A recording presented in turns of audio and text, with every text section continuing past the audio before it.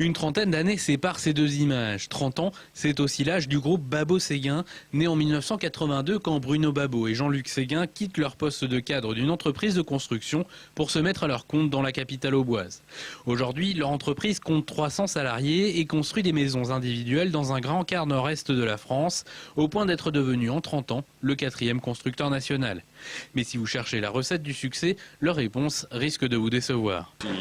Si j'avais la réponse, je ne sais même pas si je vous la donnerais parce que je la garderais pour d'autres. Mais non, j'en sais rien, c'est le fait du hasard. Plus sérieusement, le succès de Babot-Séguin, c'est un peu l'idée que le développement crée un cercle vertueux.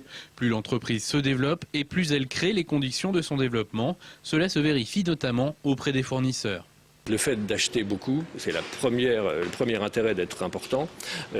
Négocier des prix intéressants sur des produits qui se retrouvent dans le produit final que l'on livre à nos clients, où donc on peut, à prix identique, fournir plus de prestations ou une meilleure prestation. Voilà, c'est la démarche, c'est l'objectif commercial de ce développement. Je sais pas, bien sûr, ça fait toujours plaisir, mais le but véritable, l'objectif, c'est de mieux négocier pour offrir un produit de meilleure qualité.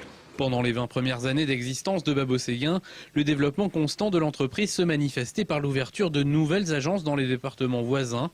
Une stratégie toujours d'actualité. Ça nous gêne un peu d'aller de Troyes à Limoges ou de Troyes à Tours sans s'arrêter à Orléans parce qu'on n'est pas présent là-bas. Voilà, ça fait partie de ces régions qu'on aimerait travailler. Pour autant, il y a 8 ans, Babot-Séguin a décidé de changer de braquet.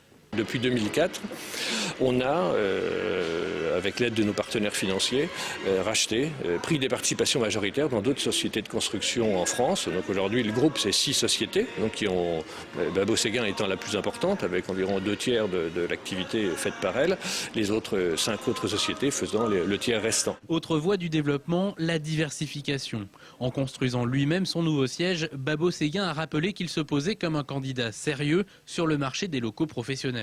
On construit des cabinets médicaux, des cabinets comptables, des cabinets pour des kinés, des salons de coiffure, des bureaux d'auto-école, voilà. Donc on sait faire, donc on essaie d'organiser cette activité. Et puis maintenant, on peut aussi peut-être aller un peu plus loin et on est capable de construire des bureaux plus importants que ça. Aujourd'hui, Babot-Séguin fête ses 30 ans en pleine crise.